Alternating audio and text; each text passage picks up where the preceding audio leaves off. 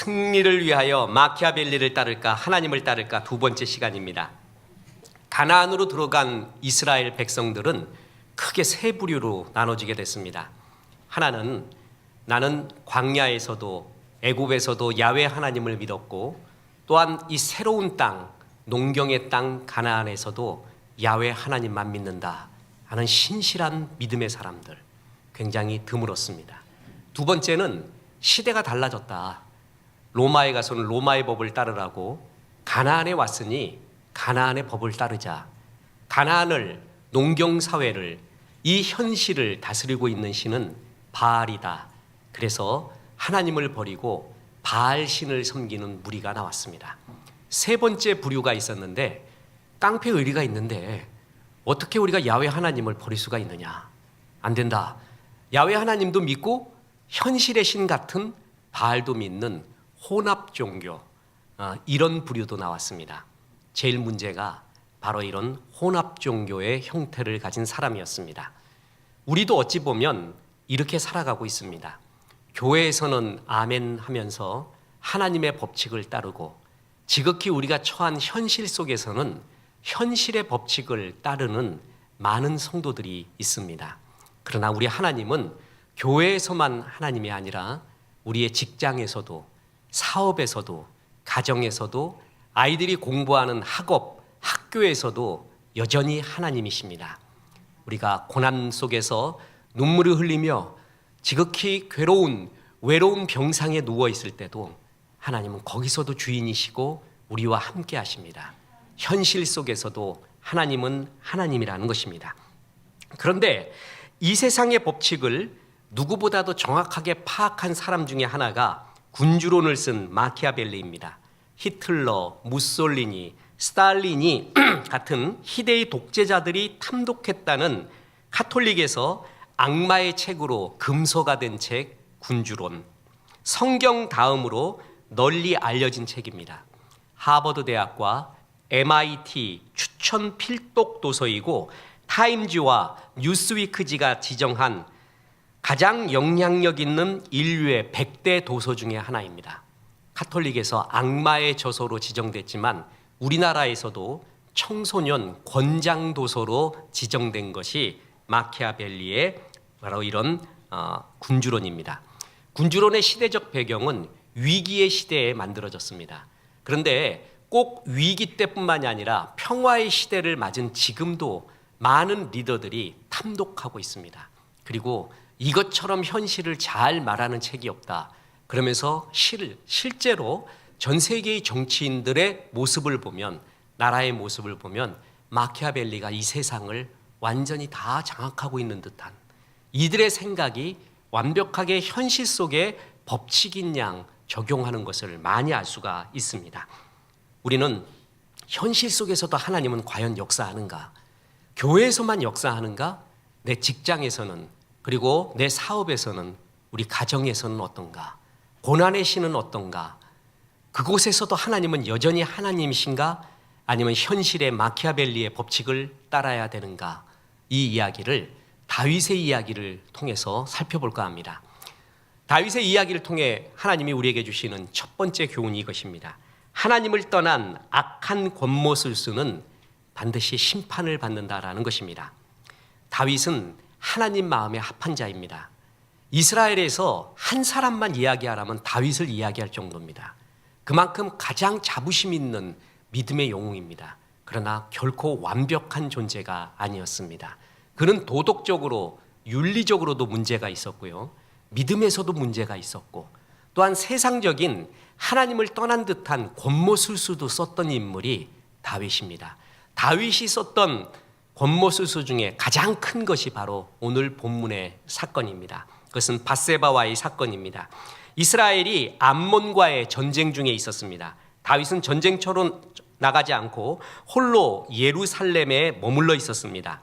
말씀의 뉘앙스를 보면은 다윗은 잠깐 낮잠을 즐긴 것이 아니라 저녁 때까지 종일 침상에서 뒹군 것 같습니다. 왕궁 옥상에 올라갔습니다.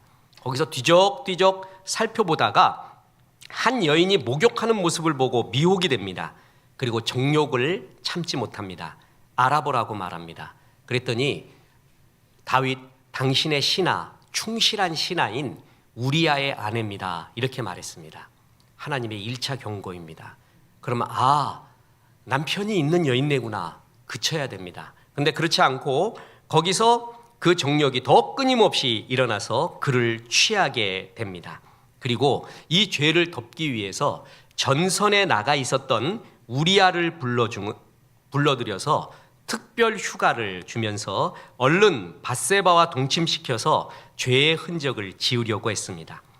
우리아는 내려가지 않습니다. 집에 가지 않습니다. 성경을 보면 무려 6번이나 go down, 집으로 가라, 내려가라 이렇게 다윗이 말합니다. 그런데 우리아는 내려가지 않습니다.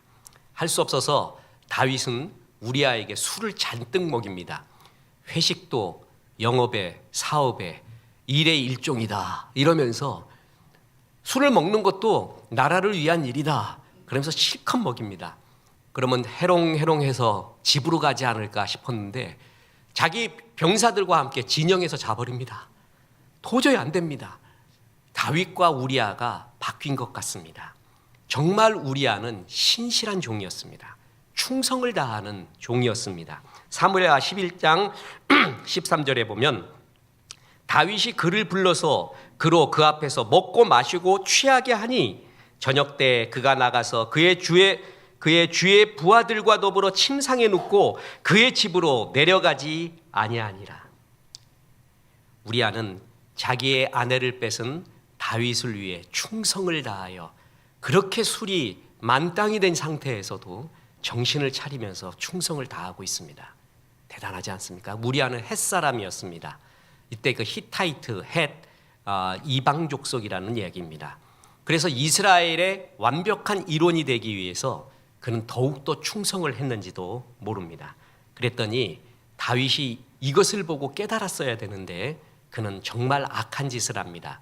자기의 악한 일을 도맡아 했었던 신복인 요압 장군이라고 있습니다. 이 악한 일을 다 처리했던 사람이에요. 다윗이 굉장히 이 악한 일에 신뢰했던 사람인데 이 요압 장군에게 나중에 솔로몬에게 유언을 줄 때 그를 죽이라고 말합니다. 요압은 절대 순수한 사람이 아니다. 이득을 위해 덤비는 사람이니까 너 그 사람 곁에 두면 안 된다. 이렇게 말할 정도의 사람이었습니다. 요압에게 편지를 보냅니다. 그래서 어떻게 하냐 하면은 돌격 앞으로 해라. 전부 적진의 최전방에 돌격 앞으로 한 상태에서 우리아만 놔두고 다 도망쳐라. 전사하게 만들어라. 이런 작전을 씁니다. 자, 사무엘하 11장 14절입니다.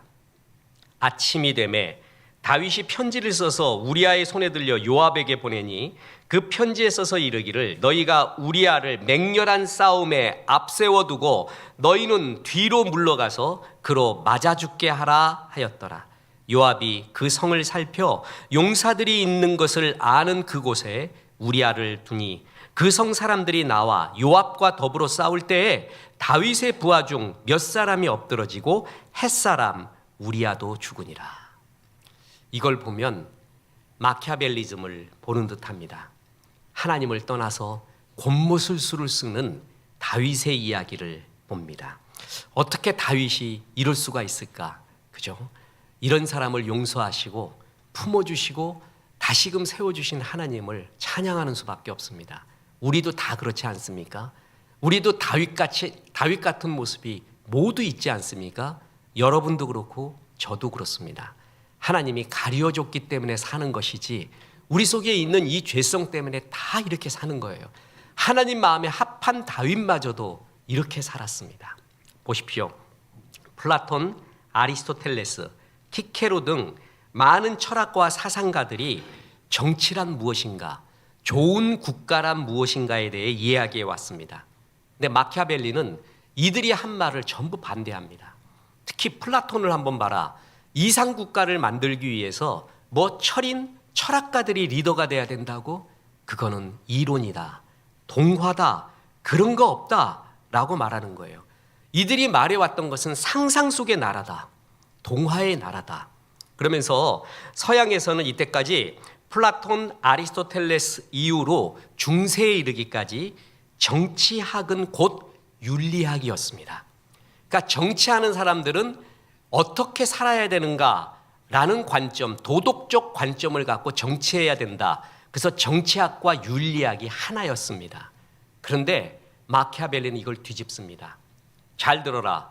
어떻게 살아야 되는가 하는 거하고 사람이 지금 이렇게 살고 있다는 것은 분리돼야 된다.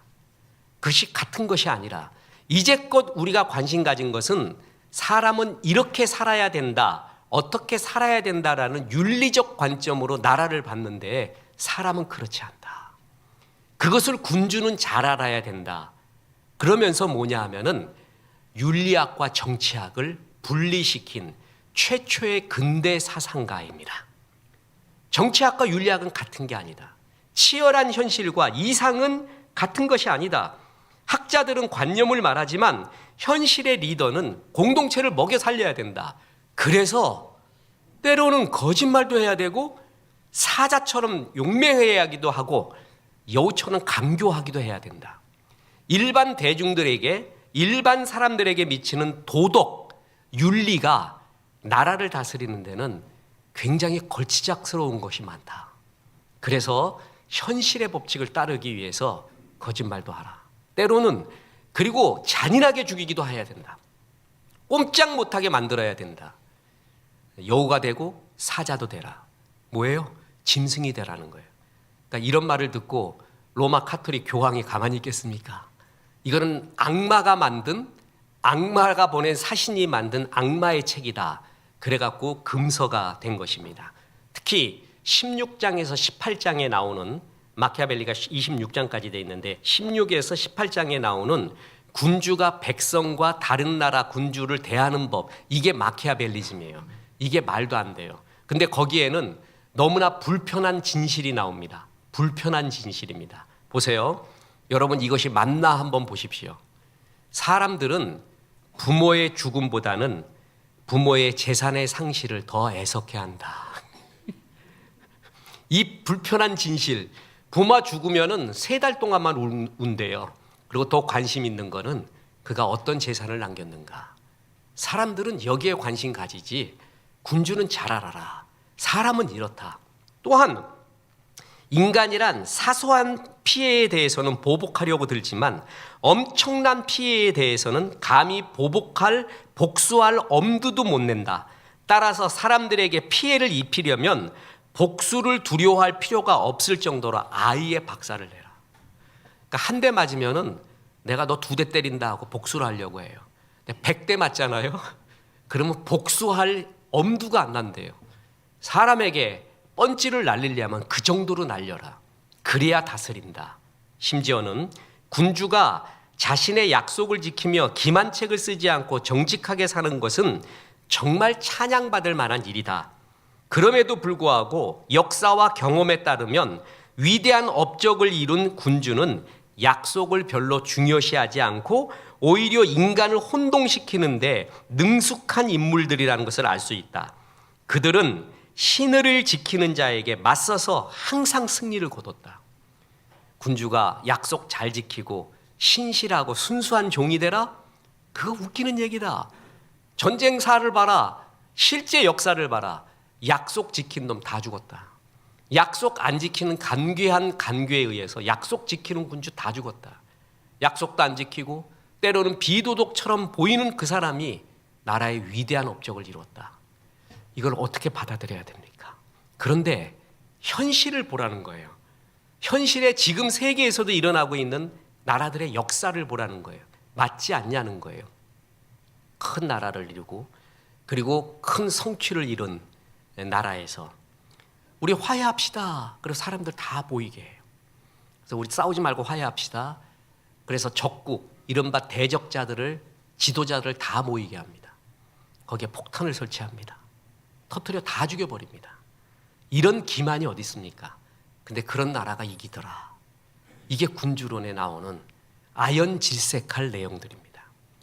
우리는 이걸 악마의 이야기다, 이래서는 안 된다 하지만 믿음을 떠나서 현실 속에서는 이러한 모습으로 살고 있는 이 세상을 바라보게 되고 우리도 그거에 따라 유혹을 받게 됩니다. 다윗은 정말 마키아벨리 같이 이 마키아벨리즘이라고 왜곡된 마키아벨리가 이걸 다 말하는 건 아니지만 마키아벨리즘이라고 말하는, 그래서 통용되고 있는 말이 그겁니다.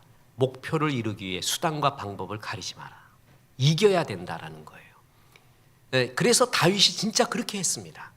이 얘기는 뭐냐면 우리의 가슴 속에 누구나 이런 죄성이 있다라는 것입니다. 다윗도 그랬어요. 근데 그 결과가 어땠는지 아십니까? 다윗이 승리한 줄 아십니까? 하나님이 치십니다. 집안에 칼이 떠나지 않습니다. 자식끼리 그렇게 싸웁니다. 특히 부모가 정말 좋아했던, 다윗이 좋아했던 자식이 압살롬이었습니다. 압살롬이 아버지한테 반역을 일으킵니다. 그 압살롬 때문에 도망을 갑니다. 그리고 압살롬은 제발 죽이지 말라고 하는데 압살롬을 죽여버립니다. 부하들이. 그때 웁니다. 가슴 깊이 피눈물을 흘리면서 압살롬아, 압살롬아. 자기 죄의 결과입니다. 그 죄의 결과 밧세바와의 처자들도 죽게 됩니다. 하나님은 하나님을 떠난 권모술수를 잠시 눈 감고 있고 잠시 금방 심판이 안 내릴 뿐이지 반드시 기억하고 있습니다. 반드시 생각하고 있다는 것입니다. 아무리 현실의 법칙이 있어도 우리는 믿음의 법칙을 따라야 된다는 것입니다.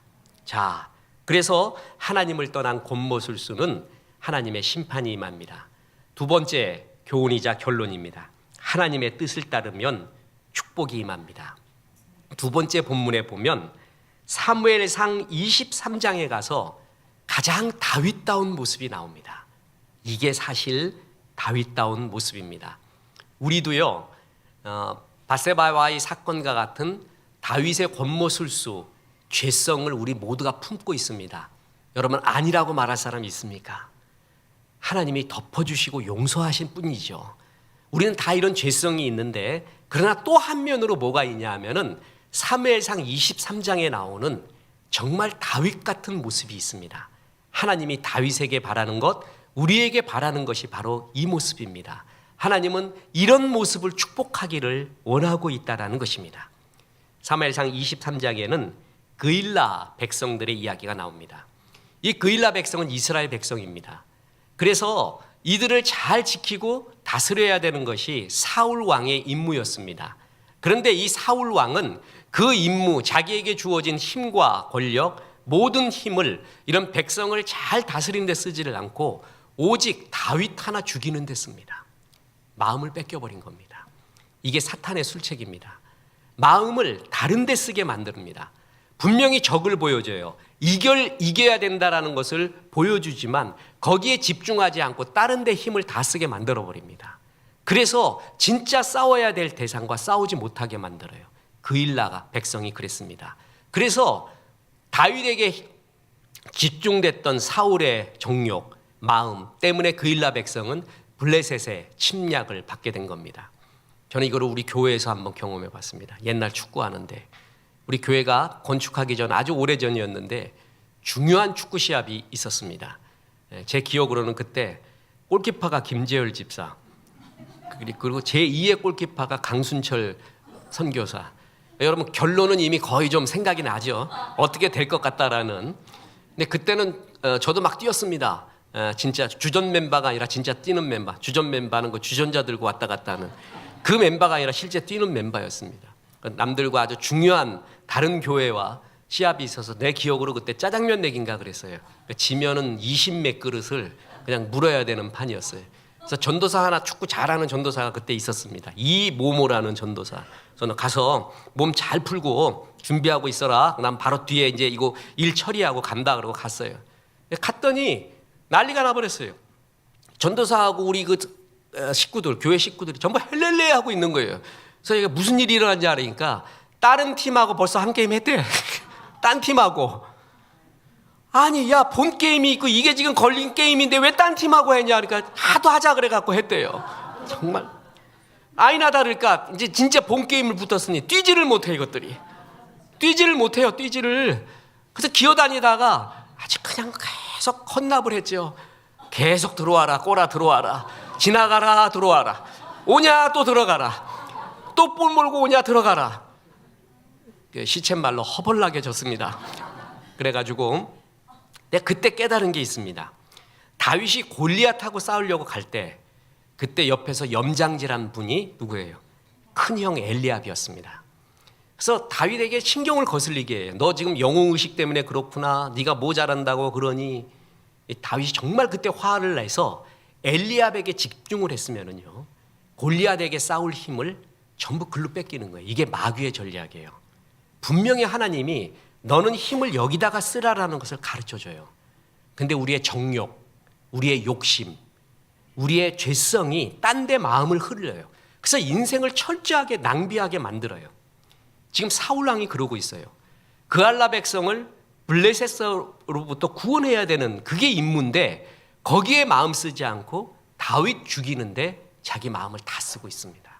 그랬을 때 자, 다윗이 진짜 다윗다운 행동을 합니다. 하나님의 축복이 임하지 않을 수 없는 일을 합니다.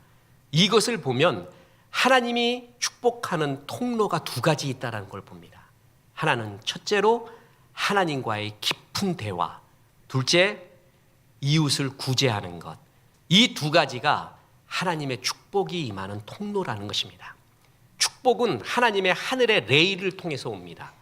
기차가 레일 위를 달리듯이 주의 인도하심, 주의 축복은 그 레일을 타고 오거든요. 그 레일이 뭐냐면 하나님과의 관계, 예배, 기도, 찬양, 말씀, 이걸 통해서 축복이 내려와요. 그리고 이웃을 향한 끝없는 구제, 그 레일을 타고 하나님의 축복이 임한다는 거예요. 이게 가장 하나님의 축복이 임하는 일반적인 방법이고 다윗의 일생을 통해 이런 일을 많이 합니다. 그러니까 다윗이 가장 다윗다울 때가 사무엘상 23장의 이야기예요. 그일라 백성을 고통받고 있다 그러니까 도와주겠다고 말합니다. 그러면서 자기의 결심과 마음으로 그런 게 아니라 하나님께 묻습니다. 자, 보세요. 사무엘상 23장 1절.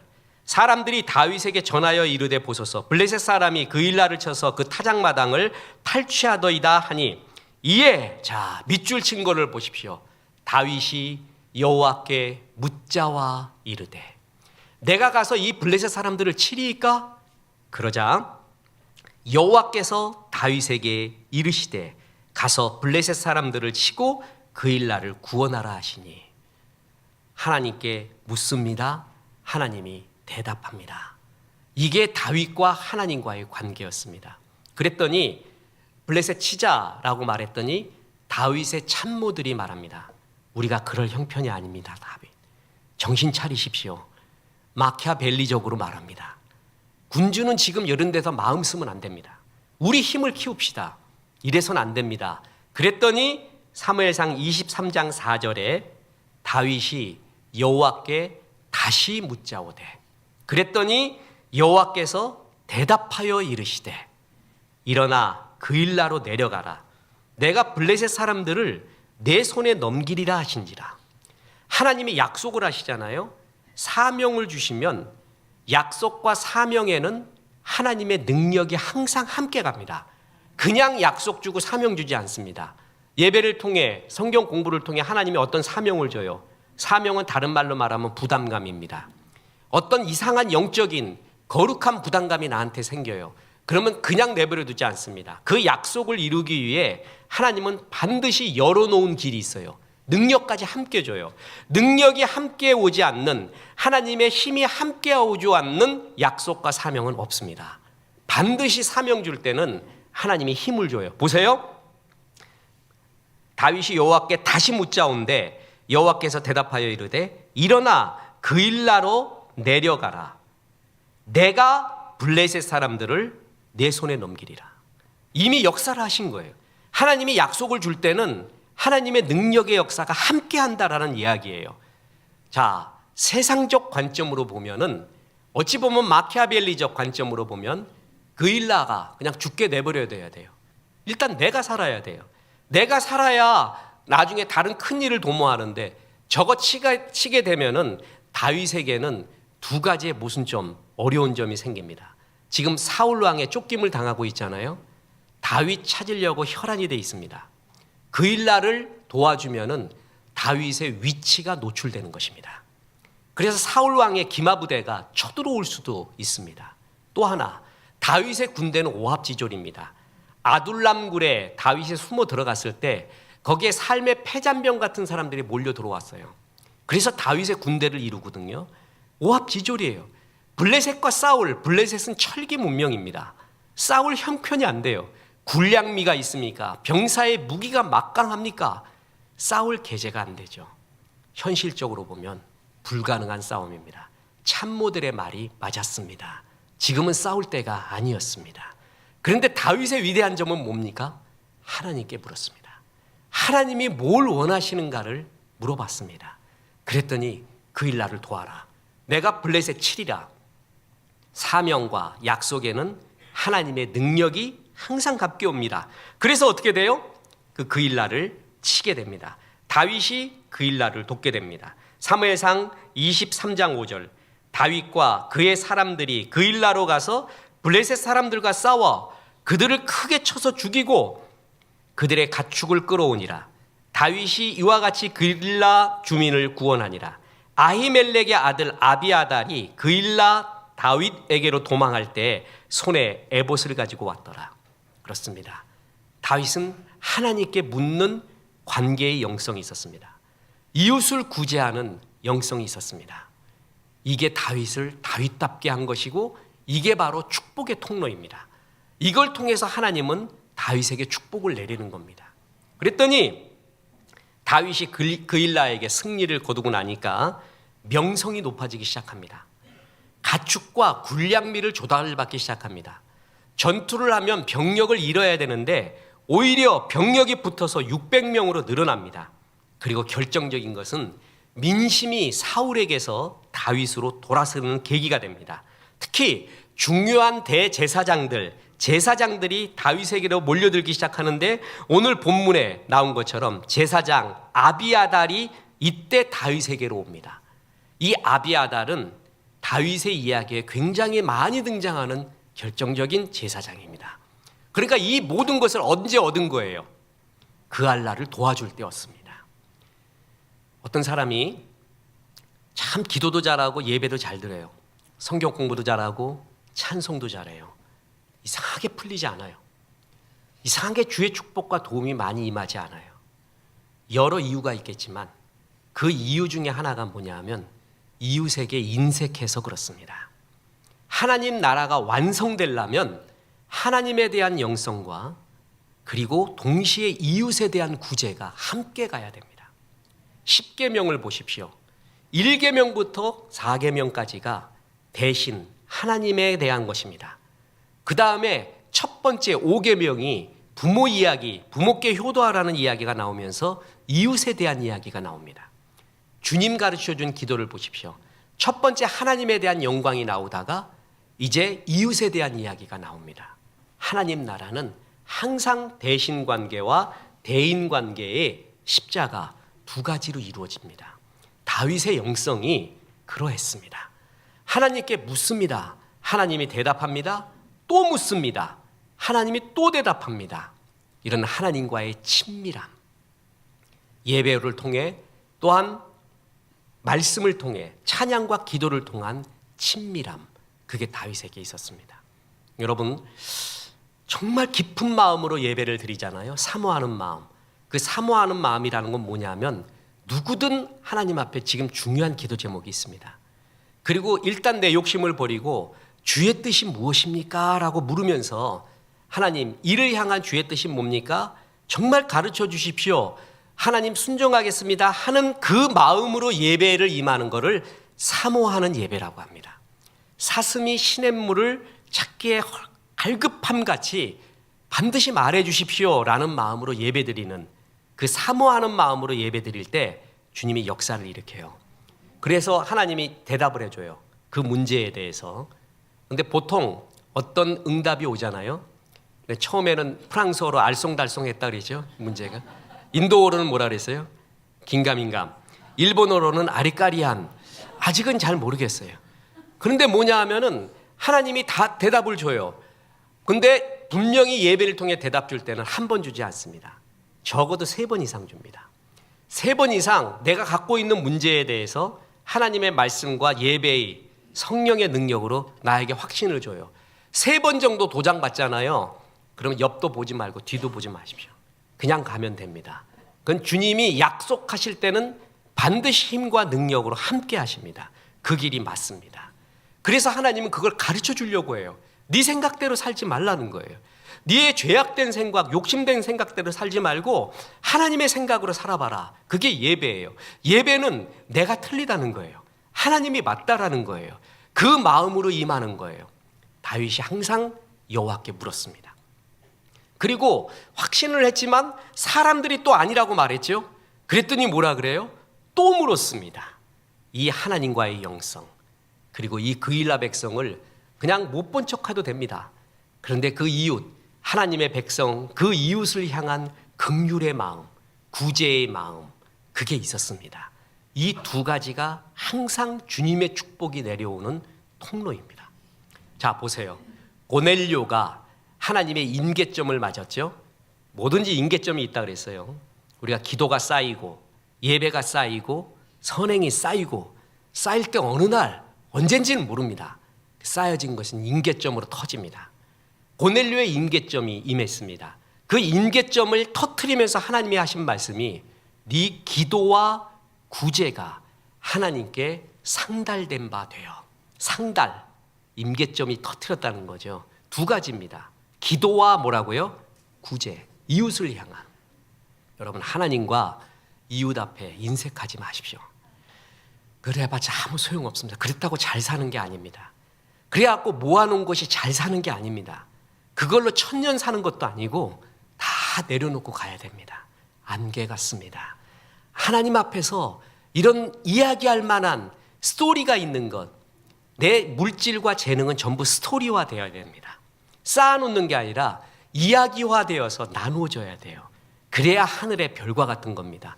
그러면 하나님이 주시는 게 뭔지 아십니까? 근심을 가져갑니다. 쌓아놓는 사람의 특징이 뭔지 아십니까? 재리에 대한 염려로 마음을 찔렀느니라. 쌓아놓으면서 계속 마음이 두려워요. 행복하지도 않아요. 계속 두려워해요. 계속 돈 앞에 벌벌 떨게 돼 있어요. 그걸 이기는 것이 나누어 주는 거예요. 그럴 때 보십시오. 잠언 11장 25절. 구제를 좋아하는 자는 풍족하여질 것이요 남을 윤택하게 하는 자는 자기도 윤택하여지리라. 정말 멋진 구절입니다. 윤택하고 싶으면 남을 윤택하게 해달라. 뿐만 아니라 누가복음 6장 38절. 주라 그리하면 너희에게 줄 것이니 곧 후이되어 누르고 흔들어 넘치도록 하여 너희에게 안겨주리라. 너희가 헤아리는 그 헤아림으로 너희도 헤아림을 도로 받을 것이니라. 하나님이 주시고자 하는 마음이 뭐냐면 후이되어 누르고 흔들어 넘치도록 하여. 그냥 쌀 대박 줄 때 막 흔들어 꽉꽉 담아서 다 주고 싶다. 이게 하나님의 마음인데 어느 때? 주라 그것입니다. 네가 지금 헤아리고 있는 거, 요것만 줘야지, 요것만 줘야지, 요건 안 줘야지, 그 헤아림으로 내가 너도 헤아리리라 라고 말하고 있습니다. 우리는 흔히 이렇게 구제하라 그러면 이렇게 말합니다. 지금 얼마나 어려운지 아십니까? 내가 형편이. 그리고 이 찬양을 부릅니다. 장가 가야 하고 소도 사야 하고 논과 밭에 나가서 할 일은 많아 내 어이하리 할 수 없소. 안 된대요. 이런 사람 죽을 때까지 안 됩니다. 구제는 남아서 하는 게 아닙니다. 내 땅에 모퉁이는 남겨놔야 됩니다. 하나님이 주신 것은 나의 것이 있고요, 하나님의 것이 있고 이웃의 것이 있습니다. 모두가 하나님의 것이지만 하나님은 죄성 어린 우리에게 그것을 나누어서 이야기해 줍니다. 그때 너에게 후히 누르고 넘치도록 하리라. 너의 자녀가, 가정이, 사업이 잘 되는 길, 하나님과의 깊은 영성, 그리고 이웃을 도와주는 것, 이게 다윗을 다윗답게 했던 행동입니다. 다윗 또한 그 마음에 현실의 죄성 속에서 마키아벨리적으로 산 적이 있습니다. 그러나 그 현실 속에서도 하나님은 살아계셨습니다. 다윗이 보십시오. 다윗은 현실 속에서도 나라를 부강하게 하고 이스라엘을 최고의 나라로 만든 위인입니다. 그런데 이 다윗과 같은 북왕국 이스라엘의 왕이 있습니다. 그가 바로 여로보암 2세입니다. 어찌 보면 다윗이 이루었던 현실적인 업적보다 더 뛰어난 업적을 이룬 게 여로보암 2세였습니다. 그런데 하나님이 여로보암 2세에 대해서는 말을 하지 않습니다. 그냥 악한 자의 상징으로 보고 있습니다. 그가 현실적인 왕으로서는 현실적으로 나라를 부강하게 하고 나라에 굉장히 많은 부국 강병을 갖고 왔지만 주님의 관점은 달랐던 것입니다. 우리가 바라는 것은 주님의 관점입니다. 세상 역사가 말하는 것이 아닌 주님의 관점이 뭔가를 봐야 됩니다. 그러면 현실 속에서 우리는 순수하다가 마키아벨리처럼 속이지도 않고 그런 사람 다 망하더라, 그것처럼 우리 망하는가? 결코 그렇지 않습니다. 다윗을 보십시오. 하나님의 도움이 임했습니다.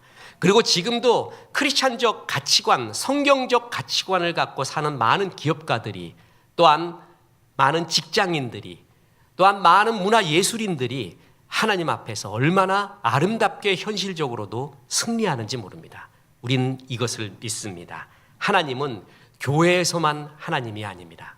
그리고 가정에서도 하나님이고 직장에서도 우리 사업에서도 주인은 하나님이시고 철저한 하나님이 없는 듯한 이 현실 속에서도 주인은 하나님이십니다. 여전히 하나님이 지배하십니다. 예수가 우리 왕입니다. 그래서 주 앞에 신실하게 예배하고 구제하고 주의 마음을 품는 자에게 하나님의 도움이 임하시고 역사하기를 바라는 그 좋은 샘플이 바로 다윗이었다라는 것입니다. 다윗이 하나님 앞에 섰을 때 그는 현실적으로도 이렇게 승리했습니다. 끝으로 말씀드립니다. 하나님이 현실 속에서도 승리하는 법을 이스라엘에게 가르쳐 줬습니다. 그런데 참 이상한 법입니다. 빼라는 법입니다. 뺄셈의 법이었습니다. 너희 중에 레위인은 빼라. 아무리 전쟁 나서 사람들 없다 해도 예배 담당하는 레위인 빼라. 예배의 소중함. 또 하나 11조와 헌금 떼라. 모든 돈을 활용해서 굴리고 굴려서 이겨야 되는데 11조 하나님의 것, 구제 하나님의 것, 이웃의 것이다. 그거 빼라. 그리고 안식일 빼라. 모든 날이 다 소중해서 일주일을 풀로 돌려도 급할 판에 하루 빼라. 그러면 마키아벨리적으로 말하면 전부 손해입니다. 말도 안 되는 것입니다. 근데 주님은 이걸 다 빼라고 합니다. 그러면서 하는 게 뭔지 아세요? 이 빼는 자에게, 이게 하나님 앞에 사는 자예요.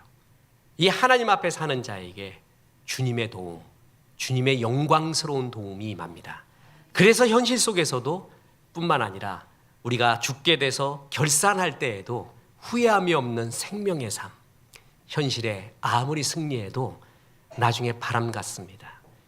하나님 앞에, 이웃 앞에 내가 내세울 것이 스토리가 하나도 없는 인생, 제일 불쌍한 인생입니다. 그러나 이런 현실 속에서도 다윗처럼 살면은 하나님 앞에, 이웃 앞에 할 말이 있는 인생이 됩니다. 주님과 동행하는 인생, 승리하는 인생이 됩니다. 세상의 법칙에 마음 쓰지 마십시오.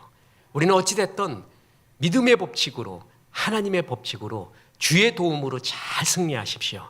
그래서 신실한 주의 종으로 승리의 종 되시기를 주 예수의 이름으로 축원합니다.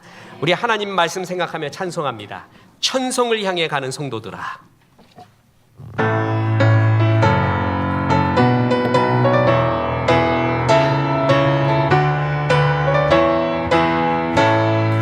천성을 향해 가는 성도들아, 앞길에 장애를 두려 말아라. 성령이 너를 인도하시리니 왜 지체를 하고 있느냐.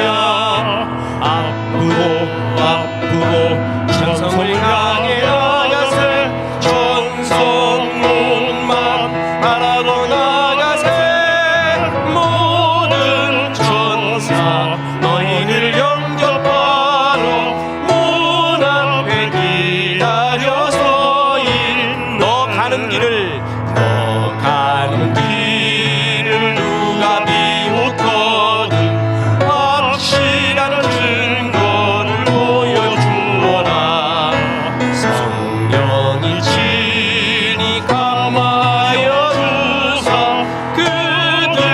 장기를 찾으니 앞으로 전성을 향해 나가세 전성문만 바라고 나가세 모든 천사 너희를 영접하러 문 앞에 기다려서 있네. 이제는 우리 구주 예수 그리스도의 은혜와 하나님의 크신 사랑과 성령님 하나님 앞에 이웃 앞에 신실하게 살라 말씀하심이 이 말씀에 아멘한 성도들에게 함께 하셔서 이제부터 끝날까지 크신 영광 받으시옵기를 우리 구주 예수 그리스도 이름으로 축원하옵나이다. 아멘.